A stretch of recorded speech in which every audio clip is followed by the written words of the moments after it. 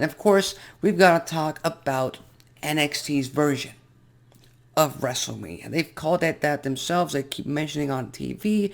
It's kind of it's kind of hard to believe because Stand and Deliver, I think their first edition was a year or 2 years ago, so that's debatable. But that's how they elected to sell it on TV, and they've put on quite a good card for this show. Now, unfortunately, these aren't like the old takeover shows where we used to have 4 or 5 matches that were really important, that went along, and were hard hitting, and they gave us a great show. Now we've got 7 matches on this card, which means some of these might be throwaways, some of these might be entertaining, but we've got to get into the fact that this is, at least as far as storyline purposes go, this is Tommaso Ciampa's very last appearance, very last match with NXT. Because at Stand and Deliver, Tommaso Ciampa gets to face off against one of my favorite gimmicks, one of my favorite characters on NXT TV, Tony D'Angelo. Hey. And needless to say, for the most part, you know my feeling on this. Tommaso Ciampa is the veteran. He has been the heart and the soul of NXT along with Johnny Gargano over the past 6-7 years. So, in my view, Tommaso Ciampa being the veteran, being on his way out of NXT and onto the main roster, at least in storyline purposes, he should be the one to put over Tony D'Angelo in this match. Now that seems like the most logical conclusion to this feud, to this rivalry. Really give Tony D'Angelo a boost in credibility and a boost in momentum heading into the rest of the year for NXT. But like I said, Tommaso Ciampa and NXT have been synonymous with each other for years and years and years. So this one in particular is a hard one. Logical choice says Tony D'Angelo wins, but sentimental, I want Tommaso Ciampa to go out on top and then show up on NXT this upcoming Tuesday night and give his goodbyes just like Johnny Gargano did. And then I wish Tommaso Ciampa the absolute best on the main roster. Hopefully SmackDown, because SmackDown right now needs a lot of help. We've got to get into the fact that we've got L.A. Knight, against Gunther, formerly named Walter. This is a very, in my opinion, my very honest opinion, it's a very random match. It's pretty much just to get these two men on the card, on the show, because LA Knight had quite a banger with Dolph Ziggler for the NXT Championship, but unfortunately nobody bought into the fact that LA Knight, was going to walk out the NXT Champion. Now LA Knight has, ever since his days in Impact Wrestling, ever since he made his debut back in 2015 in TNA Impact Wrestling as Eli Drake, I've been a fan of this man. His entertainment value on the stick, on the microphone, it's one of the best I've ever seen. Now, back in 2016, back in 2017, I hoped to God that management at Impact Wrestling opened their eyes and decided to really get behind Eli Drake and EC3 as the faces of Impact Wrestling heading into the future at that time. But they thought otherwise, and unfortunately they both got released, their contracts expired, and they left the company. Now EC3 is building up his own company and Control Your Narrative. Good for him. And L.A. Knight, well, he's a focal point of NXT without ever being a champion in NXT. Unfortunately, I think LA Knight is going to lose to Gunther thanks to some interference from Imperium. I mean, it's the only way that this match and this feud and this rivalry goes forward. And like I said, LA Knight has the potential to be a top babyface for NXT moving forward. And what better way to get someone behind a babyface and have him face off against a faction that's always going to beat him down at every corner and have the babyface overcome that. I mean, that's storytelling 101. So with that said, Gunther walks out with the win against L.A. Knight. Yeah. Speaking of Imperium, they defend the NXT Tag Team Championships in a triple threat match. And with NXT, you can't go wrong with the Tag Team Championships. You can't go wrong with tag team competition because they always bring it. It's always the most entertaining match, if not, it's second or third, but it's always something that you got to pay attention to. And Imperium faces off against the Creed Brothers and MSK. Now, in my view, in my opinion, there's only two options to walk out of this match with the tag titles. And as much as I love MSK, Nash, Carter, and Wesley, they have absolutely no chance of walking out of Stand and Deliver as NXT Tag Team Champions. They don't. It doesn't make sense to put the championships back on them when you've got an even better tag team, an even hotter tag team in the Creed Brothers. You got to build up their momentum. They've already got beef to settle with Imperium. Imperium's already settled their business with MSK. That's not needed. MSK, for all intents and purposes, in this match is here to bring the high spots, the entertainment value in this match. Because both Imperium and the Creed Brothers are ground and pound tag teams. They stick to the ring. They're wrestling 101, wrestling basics. So you gotta insert a different flavor there to make it exciting, and that's MSK for me. But if I had to pick one, who's gonna walk out with the NXT Tag Team Championships? I think there's no better moment to put the Tag Team Championships on the Creed Brothers than now. They already won the Dusty Classic. It's time for them to win the gold and truly start to establish themselves as one of the best tag teams on NXT and one of the best tag teams to looking forward for the main roster on WWE. So my pick is the Creed Brothers. Speaking of the Women's Tag Team Championships, we've got Toxic Attraction defending their NXT Women's Tag Team Championships against the reformed team of Raquel Gonzalez and Dakota Kai. There's a lot of things wrong with this match. First and foremost, it's been a year or maybe even less since Dakota Kai betrayed and turned her back on Raquel Gonzalez on NXT. It hasn't even been a year. I'm pretty sure that it hasn't even been a year since that happened. Now, they're besties again.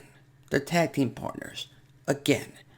And there's a pretty high chance that they're going to walk out of Stand and Deliver as a new NXT Women's Tag Team Champions. Which to me is a problem because, like I said, Storytelling 101 dictates Raquel Gonzalez and Dakota Kai should not have reunited this soon. It's just too soon. So if it were up to me, I'd keep the titles on Toxic Attraction. You need to give them some momentum as tag champs. So with that said, Toxic Attraction beats the reformed team of Raquel Gonzalez and Dakota Kai. I don't know what's going to happen in that match, though. It might end up going the other way. We've got ourselves a fatal four-way match for the NXT Women's Championship. Mandy Rose defends her championship against Cora, Jade, Io Shirai, and Kaylee Ray. Now, fatal four-way matches, they can go all directions in terms of who walks out with the winner, in terms of who walks out the champion. It might just be a case of wanting to protect one of these stars. But if I had to pick one of the four to take the pinfall in this match, regardless of the winner, unfortunately, I think Cora Jade is the one that's either going to tap out or going to get pinned during this match. She's the one who has the least to lose if they get pinned. Because she's an up-and-comer. She's young. Yeah, people are behind her. There's a lot of fans out there that want her to be NXT Women's Champion. And if this was a singles match, Mandy Rose versus Cora Jade, it'd be a lot higher of a chance for her to walk out with the title. But because this is a four-way match with three superstars for who are all in a higher ranking, in my view, this is just my view, than Cora Jade, I don't think she walks out with the title. And I think the best way to continue Toxic Attraction's dominance of NXT is to either have Mandy Rose retain the championship at Stand and Deliver by pinning Cora Jade, or have Kaylee Ray pin Cora Jade to become the new NXT Women's Champion. And then during the next few weeks on NXT, Mandy Rose can come out and say that she wasn't pinned, that Kaylee Ray did not beat her for that championship, which leads us to the singles feud that we all want to see.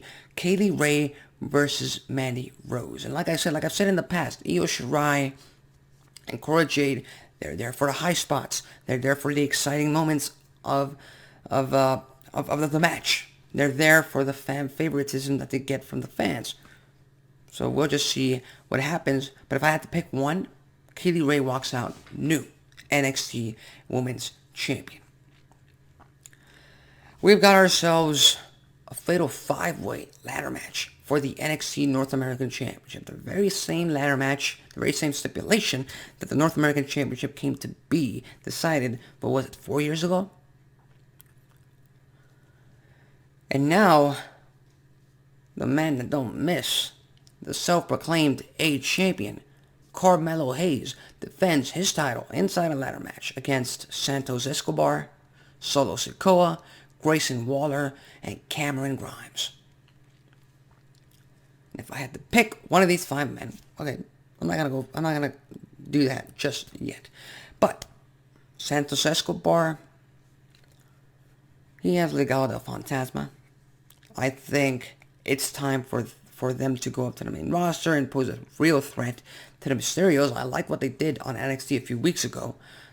So, you know, if it were up to me, if I were booking NXT, I'd have Santos Escobar lose this match and then eventually, very soon, have him go up to the main roster and challenge Dominic and Rey Mysterio. Give us something exciting involving them for a change. You got Solo Sikoa, who is, I think, he's proclaimed as a street fighter of NXT. Could very well become a fan favorite very soon. He has that potential. He has that look that a lot of people like. And he has that I don't give a shit attitude that I like personally. So, but is it time for Solo Sikoa to become NXT North American Champion? And do I see Solo Sikoa against Carmelo Hayes in the very near future? Not yet. You got Grayson Waller, who thing in his power to get noticed on NXT TV, and he has. But as much of a star as they book him to be, I don't think it'd be the most intelligent move on WWE's part to have him be champion and then go up against Carmelo Hayes, unless they plan to turn Carmelo Hayes babyface, which would kind of make sense. It could make sense because, like I said, Carmelo Hayes' swagger, the way he carries himself, the way he speaks on the microphone, and his in-ring style, that all gives us a very charismatic, very cocky babyface that fans can get behind. Or, you know, he says the wrong thing once and the fans might turn to him. So who knows? Then we got Cameron Grimes. Cameron Grimes is the feel-good story for this match. If he walks out the NXT North American Champion, the crowd's going to pop like nothing before. But I don't think he walks out of this with a title. It's not viable, in my opinion. But he is second in my choices to walk out with the title. So hopefully he might. But I give it to Carmelo Hayes. Carmelo Hayes retains the championship. And finally, we've got the main event of the night. Dolph Ziggler defends his NXT championship against Braun Breaker. And excuse the pun, but this is make or break for Braun Breaker. Dolph Ziggler was put in this position because he's a veteran in the ring. He can sell like no one else on the main roster, like no one else pretty much in the wrestling industry. He's technical, he's a high flyer, he's a heel magnet. He's everything that a heel needs to be for a babyface like Braun Breaker to overcome. So on that basis alone, WWE and NXT played their cards right. Even with the fact of giving Dolph Ziggler the NXT Championship, they played it right. Ziggler pinned Ciampa, which protected Breaker. Now Breaker, the babyface, has to get his title back, and what better stage to do it than on the biggest stage, that's what they're calling it, the biggest stage in NXT's calendar year, Stand and Deliver.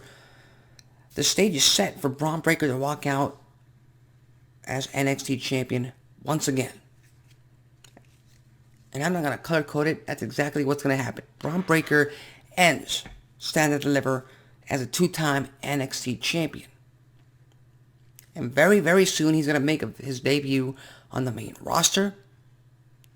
And he's going to be fast-tracked to be one of the top stars for WWE in years to come. I have no doubt in my mind, unless something incredibly stupid happens, that's what's going to go down.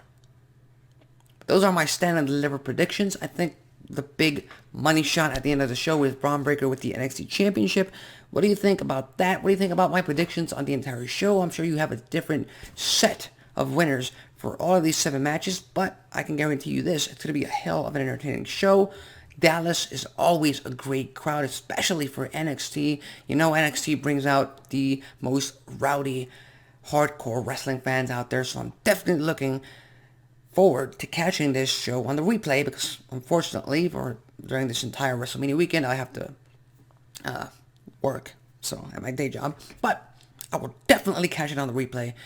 And if you, as a wrestling fan, have the chance to watch this live, you're not going to want to miss it. So go right ahead and leave your thoughts, comments, and predictions on the comment section below.